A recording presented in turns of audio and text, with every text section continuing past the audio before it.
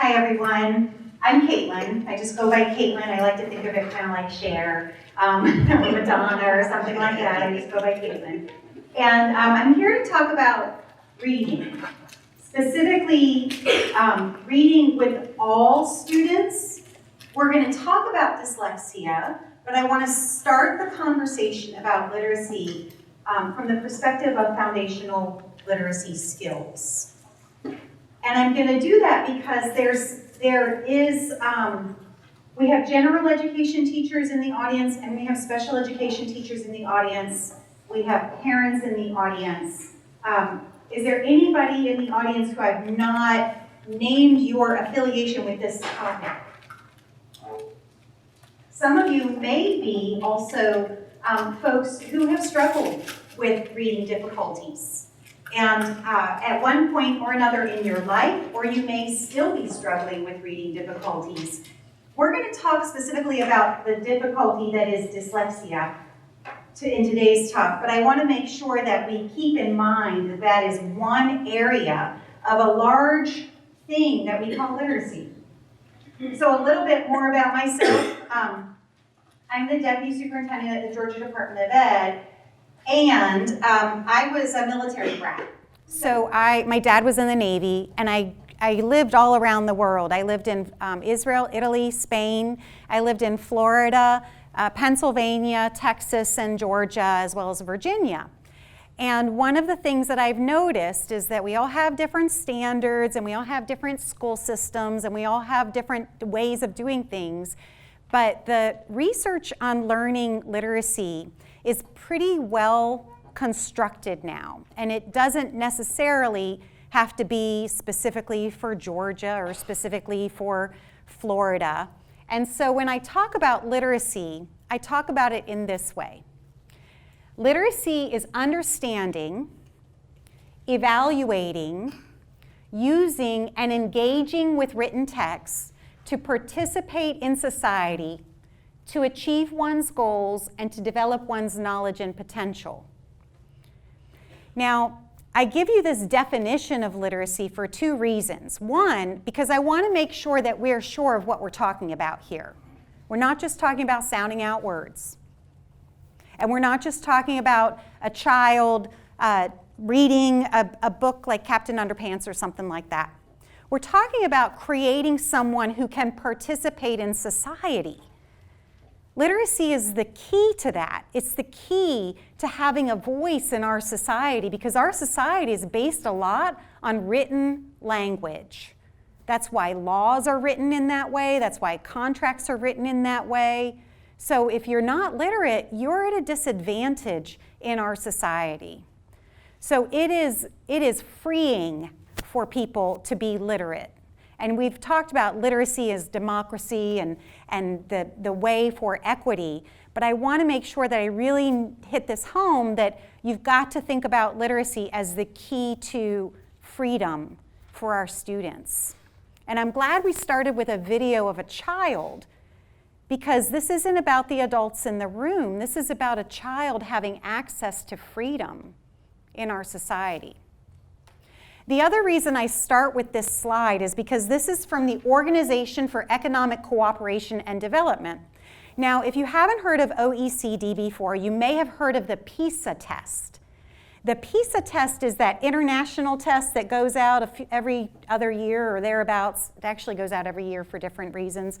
But it's the test that goes out, and then you read in the newspaper, oh, the US is ranked 15th again, and Finland's number 1 again. Okay, that's the PISA test that people are basing that headline on. So OECD does this test. And in 2016, they changed the definition for literacy. And this is really, really important, because this affects how the test is written. And the PISA test, how that's written, affects how the National Assessment of Educational Progress is written. And the National Assessment of Educational Progress affects how the milestones test is written.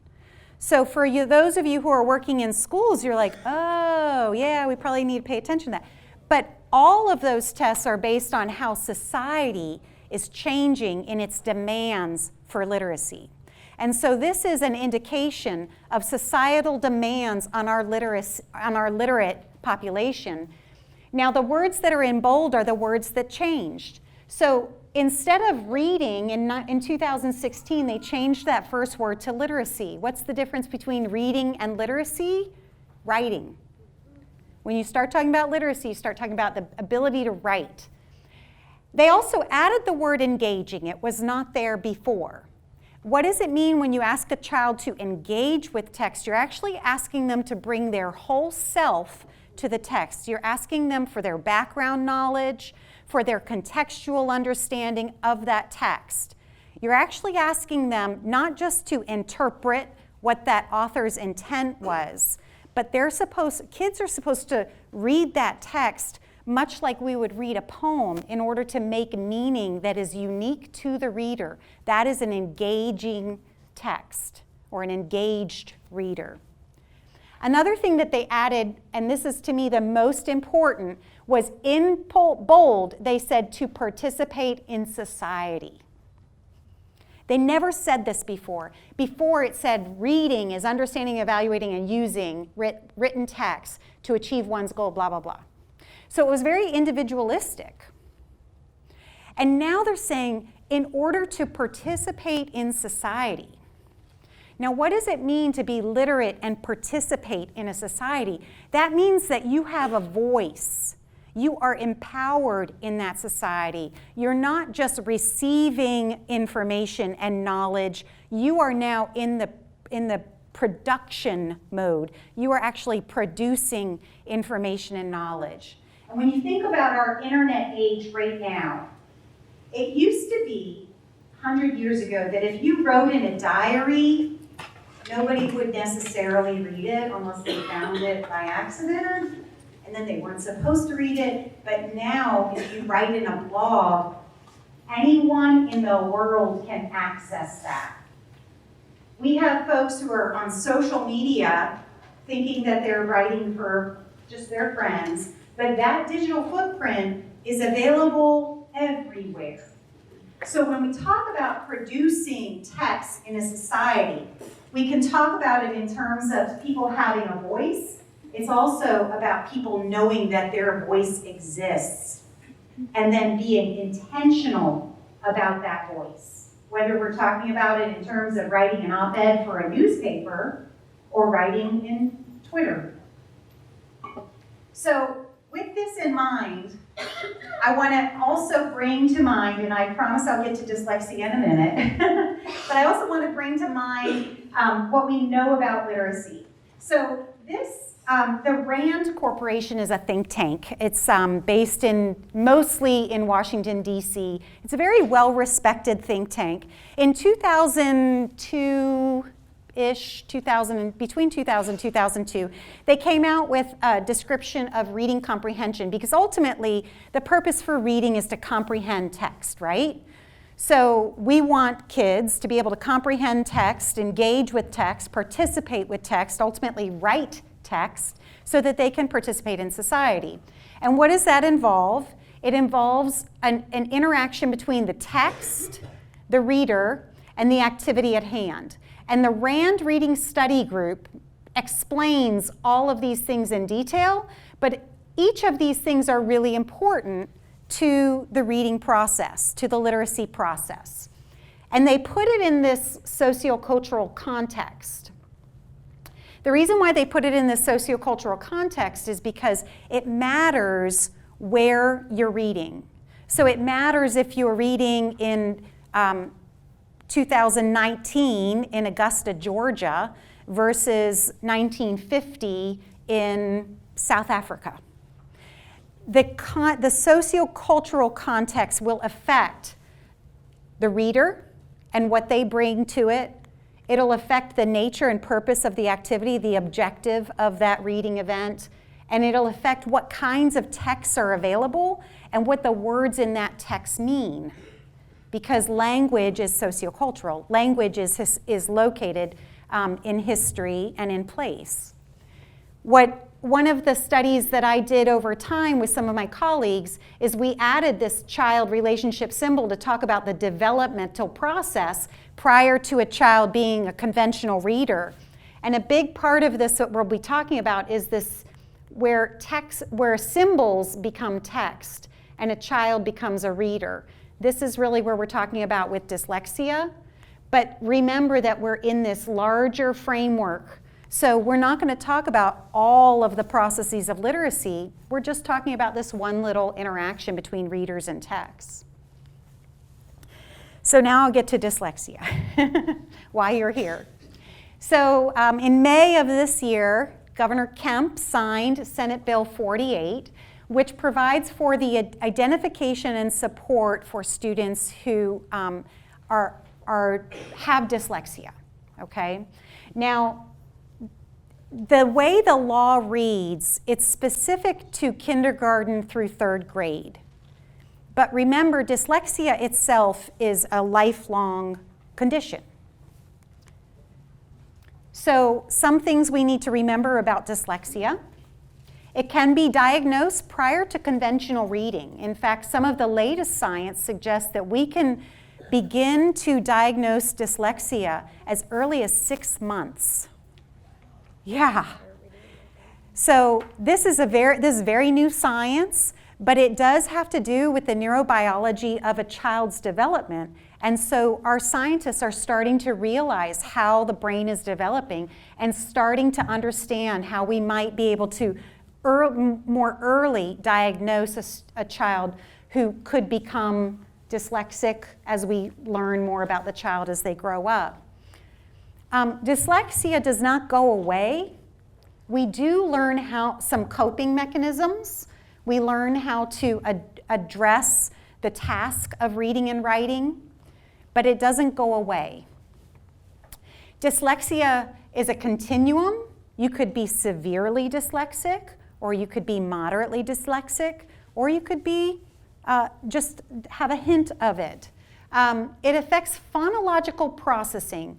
Now, phonological processing is the ability to segment sounds and match sounds.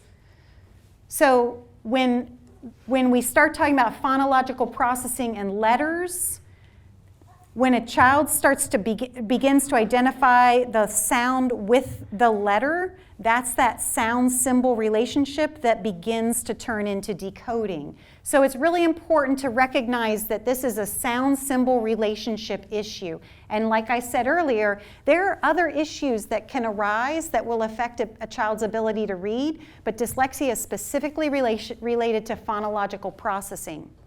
It can affect reading comprehension. If addressed early, it doesn't have to affect it as severely as if addressed later. Because imagine all of the knowledge that a child would be gaining as a child's exposed to text over time. That's all building background knowledge. So if we start to suspect dyslexia in kindergarten, and we wait and wait and wait, and we say we're not really going to take action till 2nd grade, we're actually then affecting comprehension as well, because we haven't done the job of really helping that child be exposed to the types of texts that will build even more comprehension. It can be detected early via a neurobiological exam, but it does not take a doctor to say, yes, this child has dyslexia. An educator can do that. And I'm saying that explicitly because I have heard this myth that floats around that only doctors can diagnose dyslexia, sort of like what happens with ADHD. It's not true. So it really is about auditory attention shifting, auditory processing, auditory meaning making, and language development delays. Those are some key things to look for in detecting dyslexia. I will also say, is anybody a speech-language pathologist or speech-language therapist in the room? Good. So those will be some of your very good friends in your districts, because they get all of this too. So I know most of you are special education teachers and general education teachers. So use your speech-language person, your helper there. They will understand this right away. So I want to point out that I am not a brain expert. My background is in literacy development. I look at literacy development from the time a child's born all the way through adulthood. So I will be the first to say I'm not an expert in dyslexia specifically. However, one of the things that's been intriguing as a researcher is how much the brain science has matured over the last 2 decades. And I think that's part of the impetus for the Senate bill to come through here in Georgia. Note that it came through in several other states around the same time. This is a national movement of advocacy, primarily by adults who have children or who were themselves dyslexic. And so kudos to them for their advocacy. They're participating in society. But one of the things I want to point out is this, I'm not sure if I'm going to say it the right way, is this Wernicke's area and the Auditory Association area. Those are 2 of the primary areas when they study dyslexia in the brain. Those are 2 primary areas that they're studying, they're focusing in on. Now the reason I put this slide up is because it's really important to understand. It's the area where your hearing turns into meaning.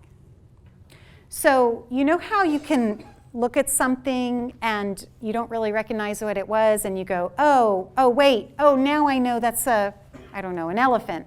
But you may not recognize what it is right away. We do the same thing when we're listening. We may hear something, we may hear it in passing, but we don't make sense of it right away. The Wernicke's area is where you make sense of it. And so what they're finding as they study this is as children, and it's mostly studies of children, some of adults, but mostly children. As children who turn out to be diagnosed with dyslexia, as they're going through development, they are hearing the same sounds, but they're not making sense of it in the same way. So it's not that their hearing is messed up, they actually hear the same sound.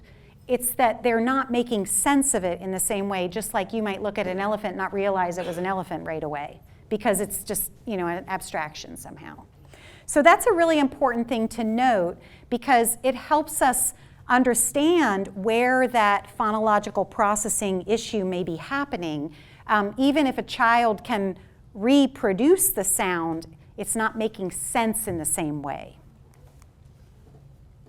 So on the GaDOE website, there is a definition of dyslexia. We use the International Dyslexia Association's definition. I don't foresee this changing. We actually had a whole task force who spent some time talking about this for a while. On this page, we are adding resources as we find them. If you find any amazing resources, please share them with us as well, and we'll put it on this page and share them with everybody else.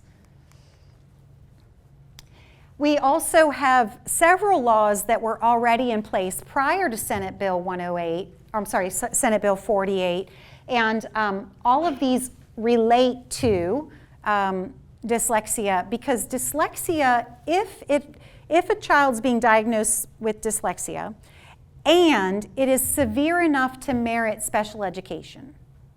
Now that's something really important to recognize. Not every child who is diagnosed with dyslexia necessitates special education, because we can better serve students in the general education classroom. However, if the child's severity necessitates special education, that is specific learning disability, so it goes under SLP. You can pull the money for special ed. Please don't hesitate to do that. There's no harm in that. If you need more services, please use it. And then all of these laws then follow suit. So you'll have access to this PowerPoint after I speak, and you can feel free to access the laws related to this. SLD is a federal title, or a federal title for that specific disability. There is no specific dyslexia category in the 13 categories for special education, but in the federal law, as well as in Georgia state law, dyslexia is recognized specifically as SLD. So just know that all of that is available to you. This is what I just mentioned, specific learning disability, and it explicitly lays out that dyslexia fits within that category. Okay, so let's say you have a child who, if we had done the neurobiological testing with the child when they were 6 months, it would have turned out, yes, indeed, this child is dyslexic. But we don't know that coming into school because that's not a widespread practice yet. This is very new research. It's not widely done in any of your hospitals. So how would we know? Well, the child would come into your school.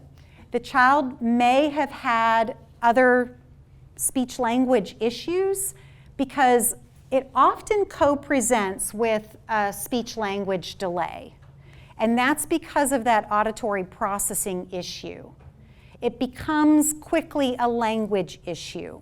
So that's why I'm saying please pull in your speech language pathologist to be sure to serve both of those at the same time. It also can co-present with hearing impairment. In fact, if a child doesn't have the genetic disposition for dyslexia, but they have water on the ear early on, which then causes, and it's not treated, and then it causes hearing disabilities early on, it can turn into an issue with dyslexic-like presentation. And I would treat it as dyslexia until proven otherwise. So it really is that phonological to symbol processing that gets convoluted when you're talking about a child like this. It can co-present with garden variety learning difficulties. It often co-presents with autism, attention and sensory processing issues, dysgraphia and dyscalculia, and social and emotional developmental delays. So as you're looking at a child, and again, we're like, you know, secret inspectors. We know that this child has dyslexia. You may see other issues that show up, and I'm saying address them. Don't wait to address these other issues while you're addressing the dyslexia, because especially speech language can be a compounding issue over time. The emotional aspects, the social and emotional developmental delays can be a compounding issue over time, so don't wait. And then you want to go through multi-tiered systems of supports, right? So if, let's say you're in a school, the child who our secret spy selves, we know that this child is dyslexic. It may be co-presenting with some other things. We're going to treat the other issues as well as the dyslexia. But we also are going to do it in the context of tiered instruction using a multi-tiered systems approach. So in Tier 1, we're going to talk about language nutrition training. So language nutrition is a term that we've kind of invented here in Georgia. And I think it's a really useful term because if you think about language and its relationship to literacy, our vocabulary, our lexical knowledge is directly correlated to our literate ability. So the more we can immerse a child in rich language, whether it's book language, academic language, conversational language, the more we can get language going, the better. Because language is like food to the brain of a developing child. So that's why we call it language nutrition. And this is important from the time that child is born. It's especially important. So in Tier 1 instruction, we talk a lot about interactive read-alouds. We talk a lot about academic conversations. Those are really important for all of these kids in order to have that rich language to pull into their literate lives. Standards-based instruction, I wouldn't be a good representative of the Department of Ed if I didn't mention standards-based instruction. We do address what I lovingly call the 5 F's in the standards, you know, phonics, phonemic awareness, fluency, vocabulary, and comprehension. So we address those in the standards. That should be part of Tier 1 instruction. General good instruction should include phonics instruction. One of the caveats with that, and for those of you who are familiar with the National Reading Panel, which came out in 2000, one of the caveats with that is that phonics instruction is kind of like avocado. Like, it's good for you, but you shouldn't eat guacamole every day. Okay? When the research on phonics was coming out and being used in the National Reading Panel, the studies that it was using to suggest phonics instruction, they were looking at 15 to 20 minutes tops of phonics instruction. So when you get offered a program, and I won't mention any, but they're saying, oh, clap out these syllables for 45 minutes, that is not a good phonics instruction program. Think of phonics like avocado. It's very good for you, but you shouldn't eat guacamole every day. Or you should eat guacamole every day, but just a little bit of it, or you'll, you know what I mean. Okay, differentiated instruction for students by the general ed teacher. This should be based on flexible ability groups. So not ability groups, it's flexible groups. And the ability has to be skill specific.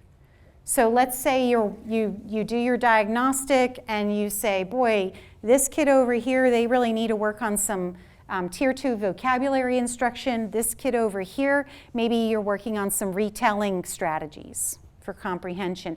Those kids, that doesn't necessarily mean that one is smarter than the other. It doesn't necessarily mean that one's a low level and the other one's a high level. They're just working on different skills.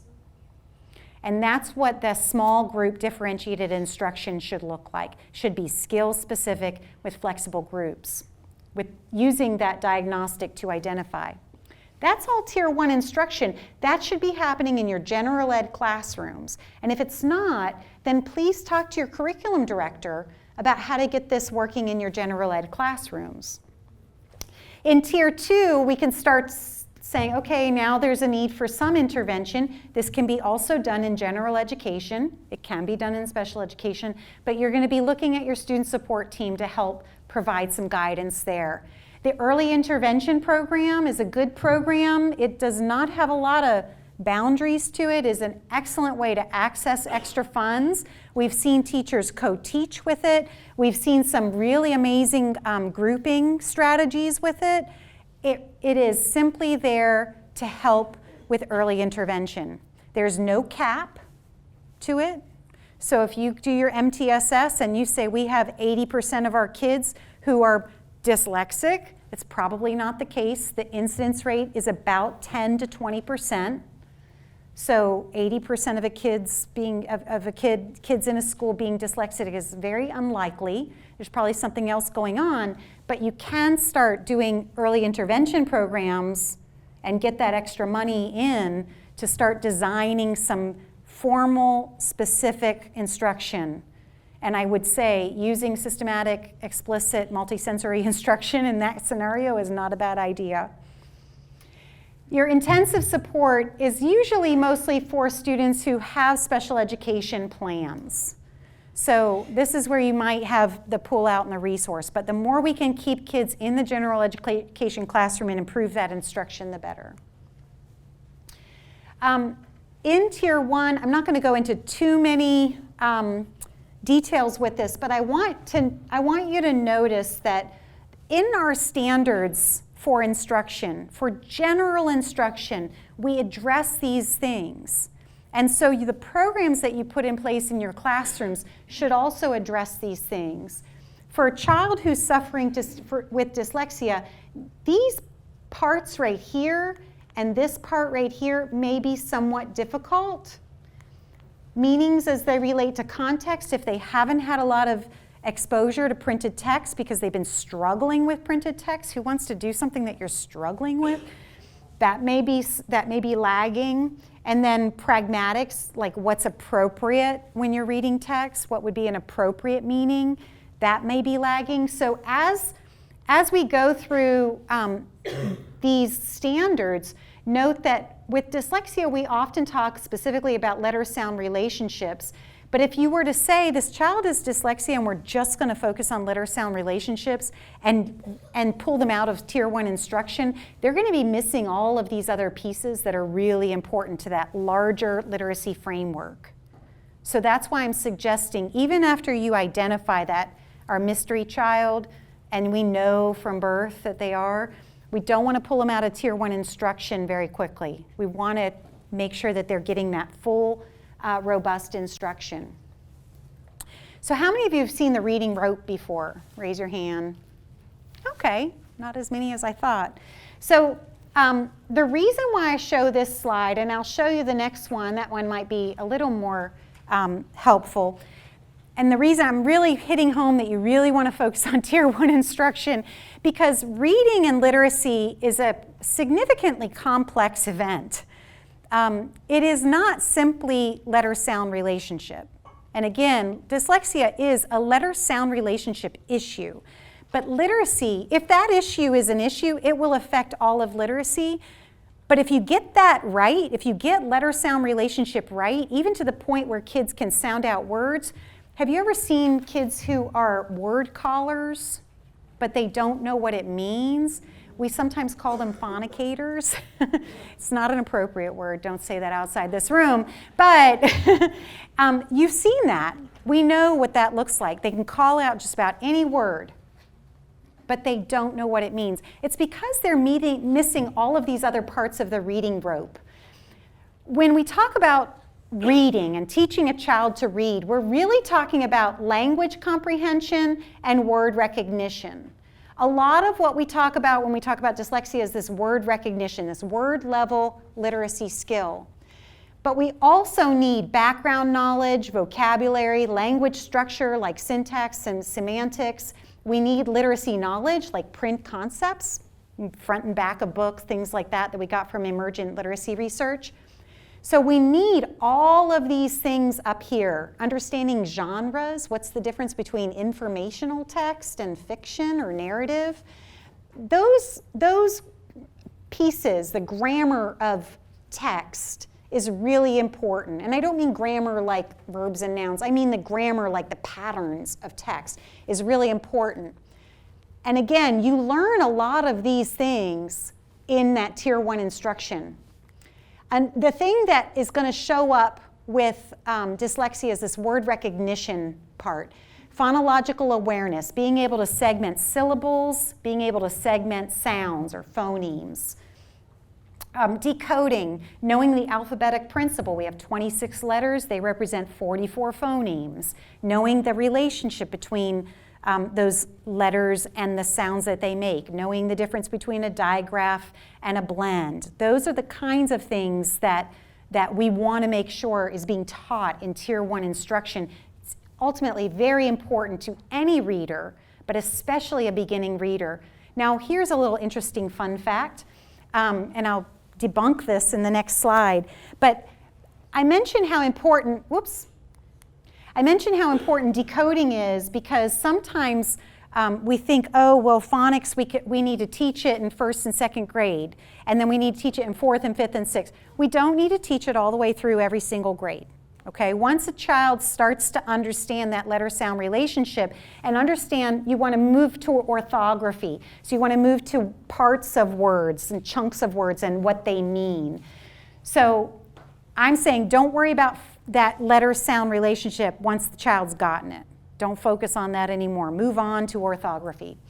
But what's really fascinating is even an experienced reader, and all of you are college educated, I'm assuming, so you're pretty experienced as a reader. If I were to hand you a medical textbook, most of you would default to decoding. And you would actually start to sub-vocalize the letter-sound relationships. So that's a skill that we teach early on because it's a fallback skill even for the most experienced reader. So we need to make sure that that skill is embedded in that early instruction. If you end up with a child who is in 6th grade and they did not master that, then you can go back and teach your 26 sounds, 44 phonemes, 26 letters, all the different pieces, but then once they get it, drop it and move on. Start teaching them the chunks and get into orthography. All of these things are part of the Georgia Standards for Excellence. So we want to teach really the integration of all of these components. We want to teach the rope rather than the individual strands. And again, because we're really looking at the whole part of literacy, the whole circle, not just that symbol text reader child relationship. Now, another thing that I want to point out is how literacy develops in general. What I mentioned with dyslexia, the syntax and the decoding, we usually talk a lot about these skills as happening around kindergarten and first grade. And the reason that's a really critical period is arbitrary. It really is because of our societal conditioning. If you were to have your child or be a teacher in Finland, you wouldn't be expecting a child to read until they were 7 or 8. Kids in Montessori don't usually learn formal reading instruction or have formal reading instruction until 3rd grade. So it really is somewhat arbitrary here in the US that we expect that to happen in kindergarten and 1st grade. And if you were to look at our schools in the 1960s, you would have expected it to happen in 1st or 2nd grade. So we're actually moving it back in the US. It's also moved back in the UK. Ultimately, it doesn't necessarily have a big effect in terms of reading ability, but just know that that's a somewhat arbitrary thing. But all of these places and time periods, you would see these constrained skills developing pretty early on, like decoding, metalinguistic knowledge, that's like knowledge about how words work in language and kids can carry on a conversation with you. Articulation, like how to say the letters and say the sounds and start to clap the syllables. Those are what we call constrained skills. They happen early on and they're pretty much mastered by ages 4, 6, 8. But there are some things that are unconstrained: vocabulary, reading comprehension, word recognition. Those things continue to develop as we continue to develop as readers. So even now, you as an experienced reader, you're still learning new words. And you're still learning, your vocabulary is still expanding. So dyslexia is usually thought of as part of these constrained skills, but if you don't get those constrained skills down, it's going to affect your unconstrained skills. It's going to affect your vocabulary development, your comprehension development. So you want to address it early and prevent as much as you can. This slide is just to show there are so many different ways that we're using literacy. And so again, I'm warning, don't just focus on the dyslexia remediation, focus on the broader literate world, because some of the programs for dyslexia are somewhat limiting in the kinds of literate participatory activities that are provided for children. So if a child's diagnosed as dyslexia, we don't want to limit their participation in literate activity. Okay, so how many of you are familiar with MTSS? Okay, most people in the room. So MTSS is simply a method for systematically identifying at the system level how to address these issues. The reason why MTSS has gotten so popular, and it is a good evidence-based process for doing all of this, there's a lot of research behind MTSS, but the reason why we have this is because if you are in a system and you go through the process of identifying and you find that 50% of your kids may qualify as dyslexic, that's a problem with the system. There may be a significant issue in Tier 1 instruction that's not addressing the needs of your children. So use the MTSS process for looking at your system and trying to figure out what you need to do to shore up Tier 1. After you do that, after you shore up Tier 1, then you can start looking at smaller cohorts of kids and groups of kids to start to identify how to address those more individualized issues. But if we're consistently remediating 25 kids in first grade in a school with 200 or 100 kids, okay, small school, and we're consistently remediating 25 kids, then we're just going to keep that bad system going. Dyslexia that should not have that much prevalence in a system. So we want to make sure that we look at the system level so that we're not just repeating the remediation pattern, but we're actually improving the system. And then for those of you who are special educators, you're very familiar with the moving up and down, the prevention and intervention tools. So you should have in your system a routine for diagnosing and then monitoring, and that should be done on a routine basis with a routine team, whether it's the SST, an MTSS coordinator, the general ed and special ed teacher, whoever that team is at the system level. They should be the ones who come back again and again, whether monthly, bi-monthly, tri-monthly, however often it is that you guys look at your system level data. And then the child should be able to move up and down in less than a year. If you're only looking at it once a year, that's not good enough. Okay, so if you're going to move from Tier 1 to Tier 2, here are some look-fors. Difficulty with rhyming is a great look-for. So that's a good example of they can repeat the sound, but they can't generate the rhyme. And that would be a flag for me if I were talking to a child. Difficulty in identifying beginning, middle, and ending sounds in words. It's not even in printed word, but just being able to segment the initial consonant sound, the ending consonant sound, and then that middle vowel sound. The sound segmentation. Difficulty writing their own name, and writing's going to show up again and again. Poor spelling is a good sign to look for. Difficulty with correct use of capitalization and punctuation. I'm not nearly as worried about that at all. But if you think about it in terms of the auditory processing, it's knowing when the sounds stop instead of just flowing forward. Difficulty with learning sounds that correspond with letters. That's going to be another telltale one. They see the same letter as you, they hear the same sound, but they're not putting it together in their minds. Difficulty sounding out or decoding words. Maintaining place while reading, difficulty comprehending text, difficulty with reading fluency. Those are compounded issues. They're not going to be the initial issue that shows up, but if you do have a child who's suffering from dyslexia, those are compounding issues that will continue to show up over time. So here are some issues that will show up specifically in grades K1 and 2. All of this is in the Dyslexia Handbook itself.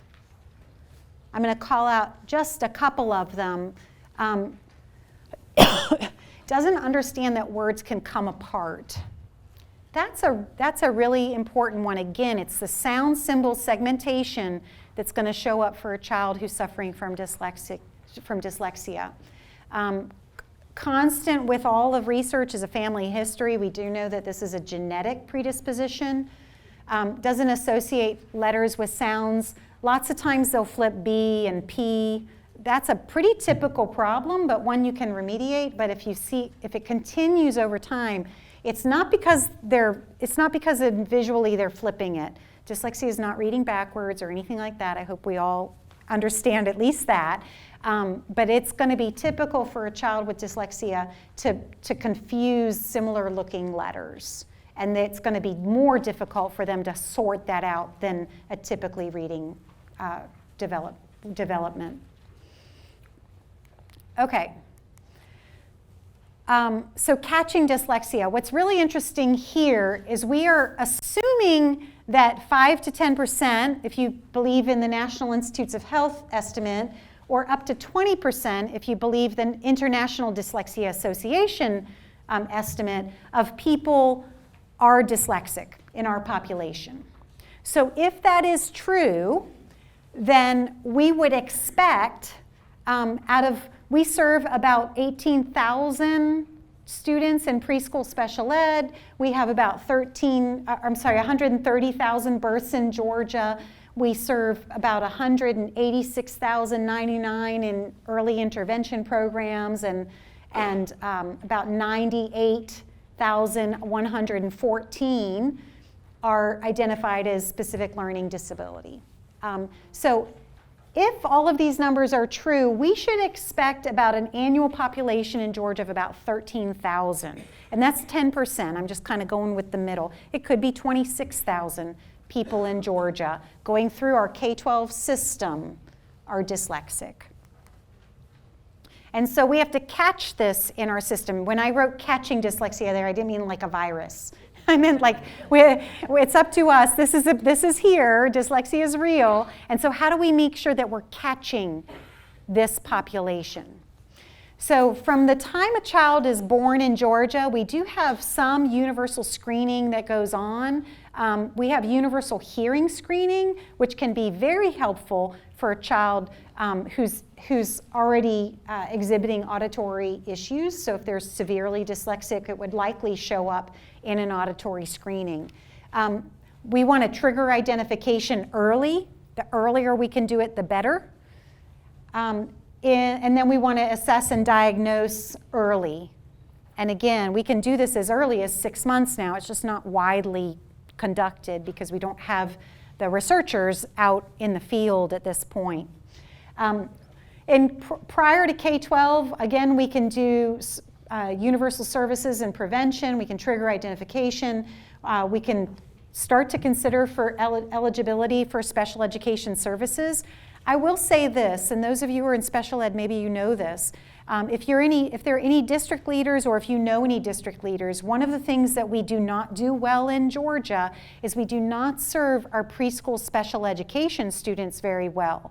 Part of that is because of an identification issue, because we don't pull in enough and get them assessed, and then part of it is that we are not actively engaged in recruiting and then serving the students where they are.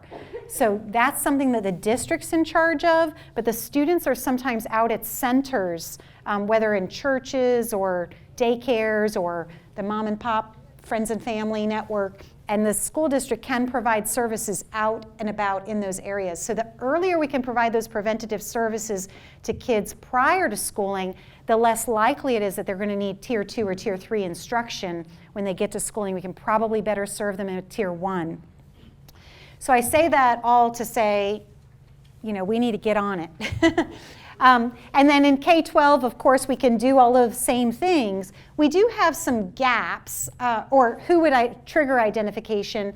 At birth, we can talk to our pediatric nurse or doctor. And I'm putting these slides up because, again, I want you to think of your work not just in the process of your school and the students you serve, but you're actually here representing a system.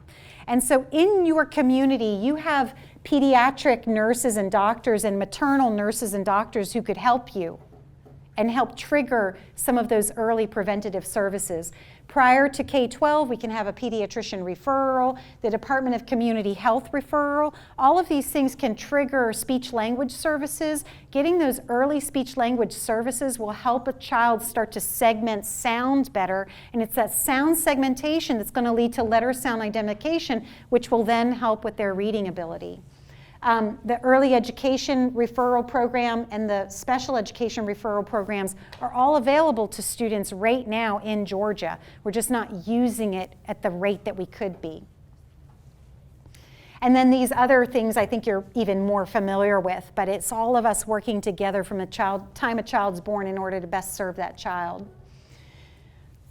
So these are some formative and diagnostic assessments that can be used very easily for some of the early identification. Now I will say that GKIDS and kindergarten readiness in Keenville and Milestones are not diagnostic and they're not formative, but they could trigger the need for diagnostic and formative. I would not wait until 3rd grade Milestones to do this kind of work, and that's why we're doing the dyslexia pilot starting this in 2020, looking at other formatives and diagnostics that we can use as early as kindergarten through 3rd grade. Some of the issues that we have in our state, and again, you're advocates, so I'm recruiting you to advocate in your system and in your community. We do have a screening and follow-up gap from the time that children are born in Georgia to the time before they hit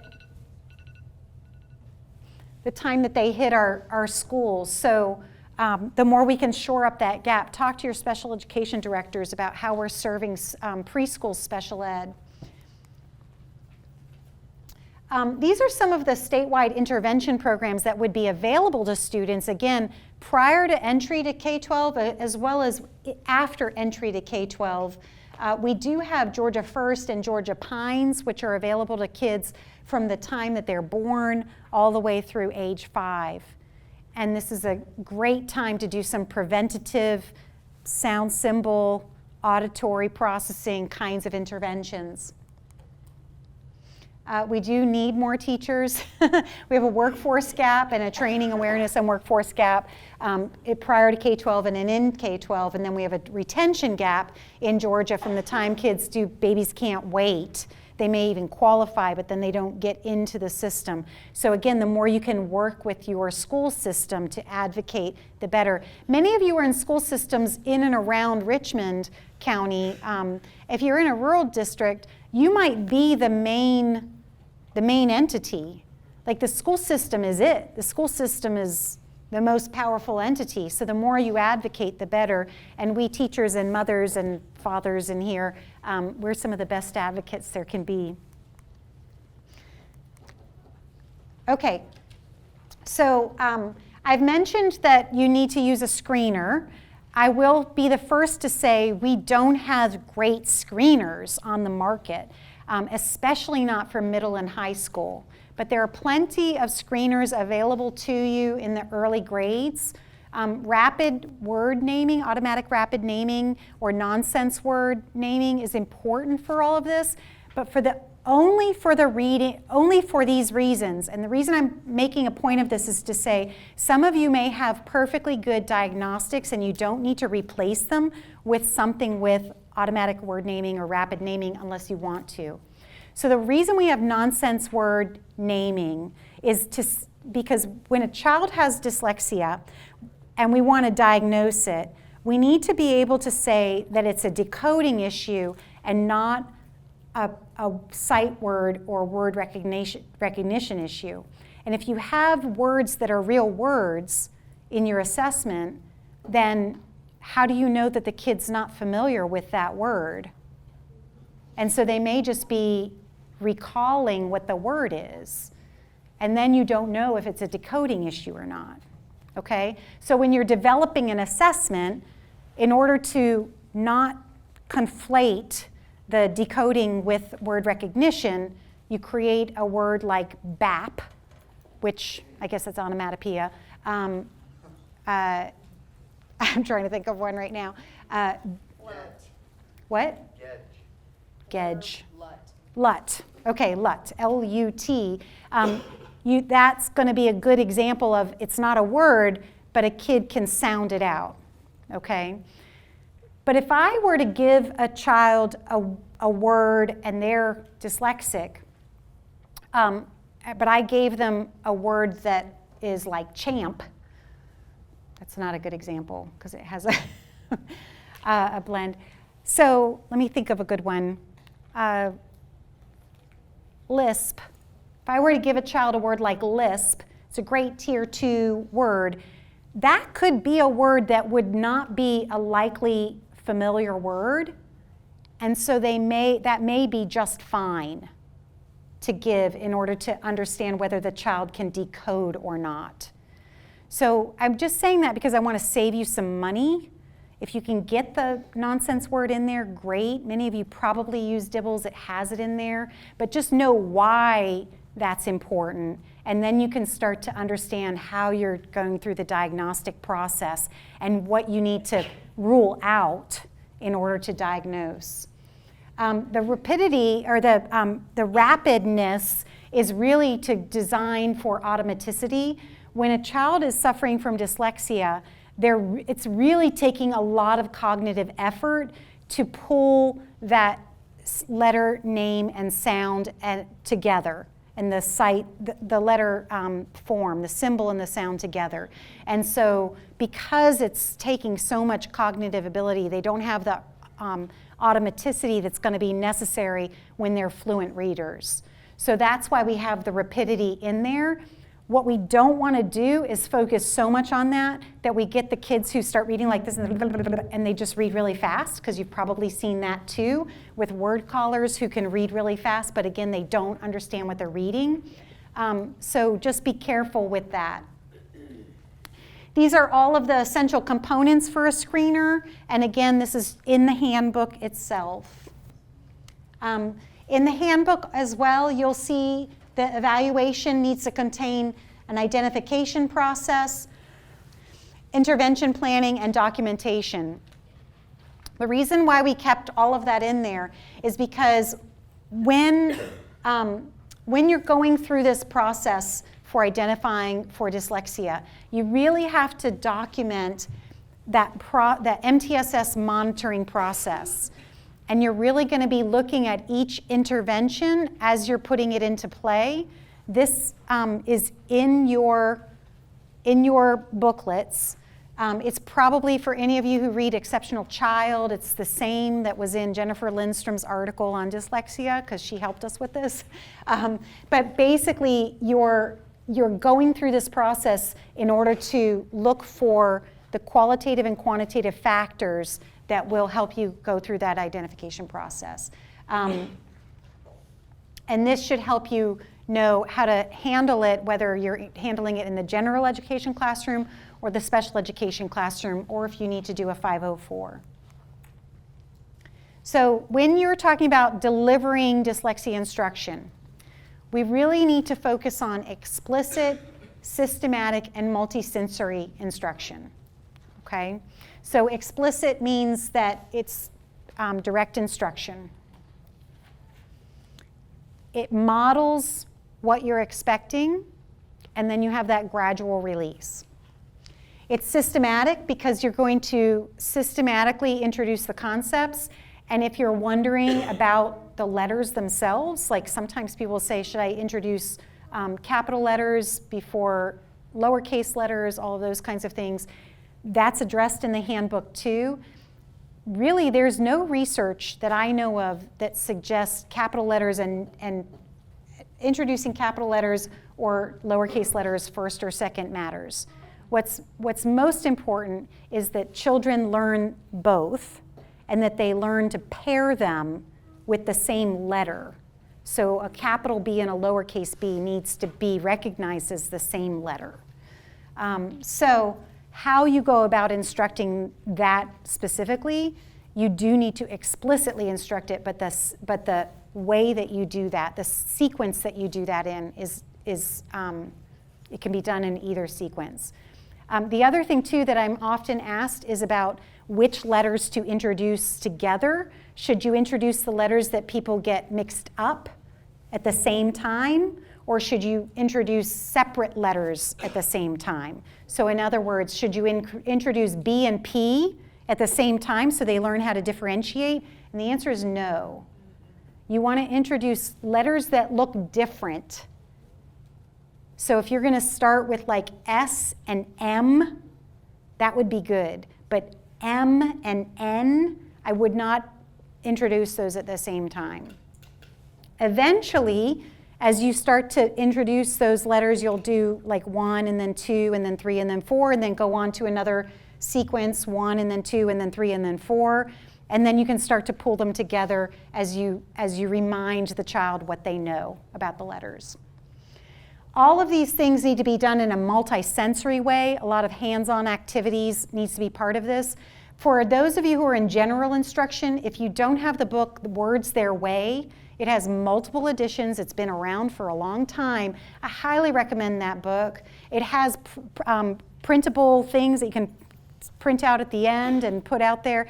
It's a lot like Orton Gillingham, and it really is just a good way to move from that letter sound correspondence all the way into orthographic and morphology, orthographic knowledge. So all of this needs to be done in a language-based way, And again, you speech language folks, you understand what I mean when I'm saying this. But as you start to introduce the letters and the sounds and the symbols and all of that, it needs to start falling into meaningful opportunities. For those of you who've been around literacy for a while, you may know of the language experience approach. How many of you ever heard of language experience approach? Okay, so Fred Betts invented the language experience approach back in the 1960s. It's a great way for kids to tell stories of what they know and ask them to start using some of the words that they're learning, and then they start reading that back.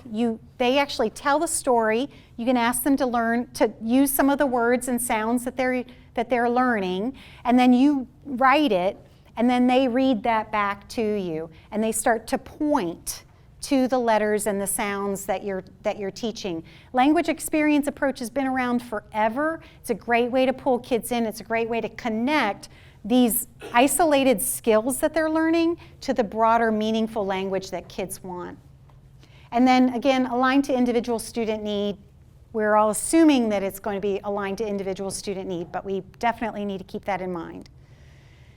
So structured literacy is, I won't go too much into this because I'm running low on time, but I just want to make sure that I'm reiterating that when we talk about literacy instruction, we talk about dyslexia, and we talk about that specific phonological and phonemic issue that may crop up. It's within the context of all of our literate development. And so as you're going through this process, if you look at programs and they say that they're structured literacy programs, that's a good thing. But this is what it should mean. It should mean that they're focusing on listening, speaking, reading, and writing that emphasizes the structure of language with letter-sound correspondences. So it's always embedded within that broader framework of literacy. This is all in your handbook. And so you'll see the elements of structured literacy and how that all works together. And then I've mentioned already the conversations that need to happen, the language that needs to happen, because we talk about language nutrition. It's as important for brain development as food is for your body. So we really need to make sure that we are talking all day long with kids and that they have opportunities to have these conversations. In the handbook, there are also a plethora of additional opportunities for training that you can use as you continue your education about dyslexia. All of these are live links in the PowerPoint. So what are we doing at the Department of Education? You have the Dyslexia Handbook in your hands now. We have requested applications for a dyslexia pilot study. We will be identifying an urban, a suburban, and a rural school system in addition to others maybe. We're trying to get as many in as we can into this dyslexia pilot. We had 8 applicants, so we're trying to include as many as we possibly can. And these are school systems that they have it going on. And they are going to teach us about how to systematically address dyslexia so that we as a state can follow suit and we can develop processes and procedures at the system level so that we can better address the issues and serve our students. We will announce the selected pilot districts at the next state board meeting. And then the pilot, it says here it begins August 2020. We actually will be beginning it by pulling together the pilot sites in January. But they will start really working with the students and we'll start working with the teachers in the summer and then across the next 3 years. So some important Senate Bill 48 dates. December 30th, the Professional Standards Commission will put out their endorsement for a dyslexia program. We foresee that University of Georgia will move their certificate program to an endorsement program. Several RESAs are also interested in doing an endorsement program. So look for this program. What we did is we took the IDA standards and practices for professionals and then we Georgified it. And so that's how we created this endorsement the endorsement standards, and then the programs have to come for approval. In July, the K-12 screening processes for students who have characteristics of dyslexia or other disorders or both will have more information put out to help district leaders come up with some guidelines for processes. And really that'll be following the MTSS process. The 3-year pilot is starting technically next year, but we'll really start work on it in January.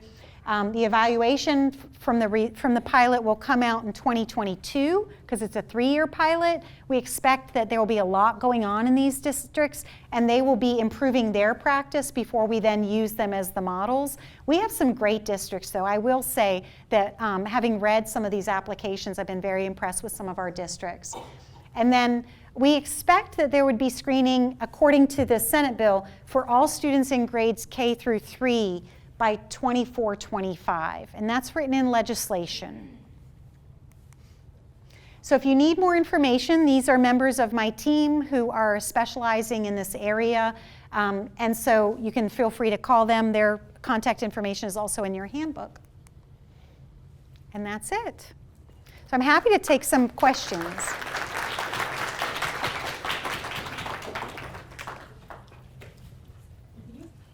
Yes.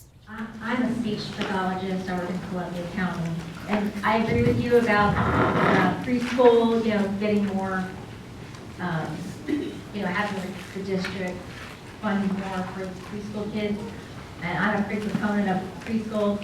However, I don't know if you're aware of this, but when we do our FTEs, his FTE counts as a speech therapist, we do not get credit seeing our preschool kiddos. So they. Yes, I don't know if you heard of that. So they tell us as a county, and I just moved to this county, to the state, and they said, try to see all your other kids because we don't get credit for preschool. They get credit, but not as much, I guess, dollars. And I know it's not all about the dollars, but I just wanted you to be aware of that. So I'll look into that. They may not get as much as they do for K-12, and I don't know what the details are on that, but what I would say to them is, if I don't serve them now, I'm going to be serving them later, and I could prevent a lot of things if I serve them earlier. And I know it shouldn't be up to you to make that change, and I'll look at it from the policy perspective, but I don't know if that's widespread. If it is, let me know. Yeah. And then it stops at 6th grade. We're told not to. We don't get funding for the middle school up. Good evening. I have a question. So the bill was passed for kids from kinder to 3rd grade? It was. So what's going to happen to all the older kids? Great question. And so understand that legislation is always a negotiation. And I would hope that for older kids with awareness, we would be better positioned to serve them. They certainly would still qualify for services. We are working on Tier 1 instruction for all kids. From the state level we are. When they're being passed forward, yeah, it really is up to your system to look at those metrics and to say, okay, if we're seeing, where's our biggest issue, let's address that. And then how are we making sure that we're identifying kids for whatever needs they have as they move through our system in middle school and high school. I mean, that's something that we need to address, We probably shouldn't wait for a legislator to address it for us. That's something we can do by identifying kids. Dyslexia as a specific learning disability, that can be placed as a label at any age, even if you didn't even diagnose till after K-12. So we can provide services at any age.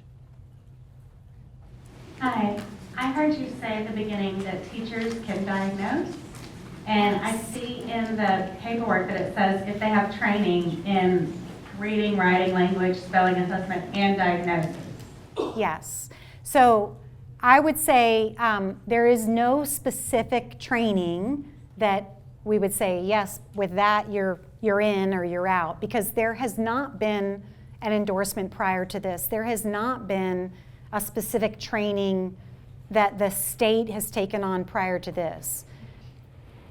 For many of you who are in special education, you are, if you weren't aware before, you're aware now that dyslexia does exist, you know, and that there is a screener available, there are diagnostics available, and you can do that. What we don't want to have happen is for a parent to think that there's something wrong and for a school system employee to say, well, we don't have anybody in our school system who can diagnose that, you have to go to your pediatrician, which we've been hearing.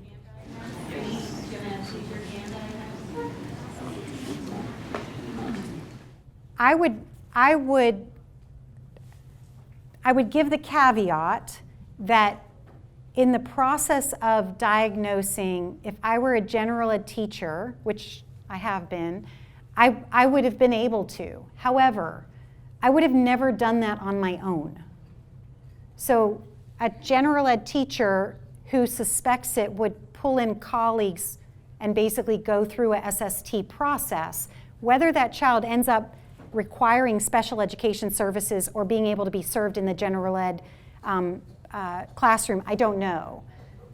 But yes, someone who understands dyslexia and is a professional and who knows about these screeners and processes for intervention, they can go through a diagnosis process and say, yes, a child has dyslexia. You don't have to make a medical professional do that. I just have a quick question about, and this may be something you can't answer at this point, but as far as funding that would be coming forward for, so I'm a school psychologist within Richmond County, and so our big thing is if we're going to have to put up all the interventions and testing that comes along with just the MTSS process in general, and then if it gets to evaluation, is the state going to be willing to help districts provide the interventions and the training for teachers to actually be effective in providing the instruction that the kids need for dyslexia? Great question, and I would have asked the same question.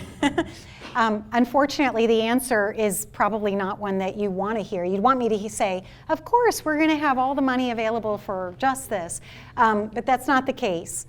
The money that we do have available is primarily through the Literacy for Learning, Living, and Leading in Georgia grant competition that we won. We got $179 million into our state to serve students whether they're dyslexic or not. This is for all of literacy, birth through 12. Your districts can compete for this grant money. L4GA has been granted to us before. We had $61.5 million granted before for 3 years, so about $22 million a year.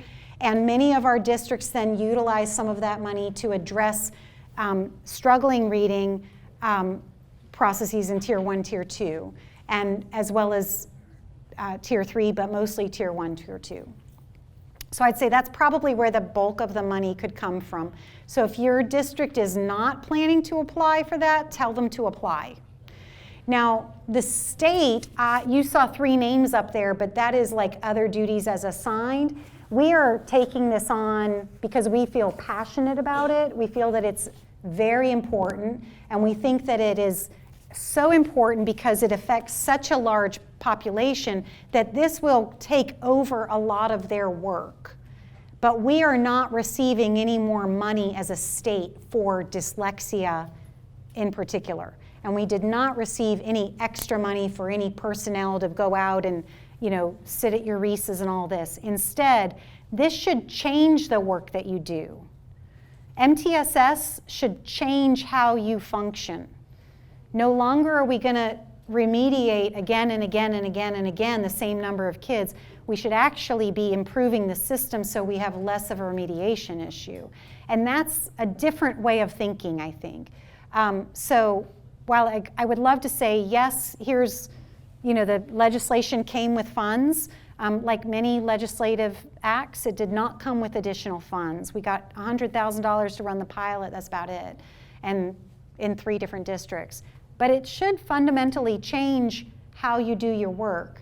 You were tasked as educators to serve children and to serve students with special needs. And this is a special need that we know is prevalent, very prevalent. SLD is one of our most prevalent identifications, and dyslexia is highly prevalent in SLD. So this can take over a lot of the work that we do because we know it's so prevalent.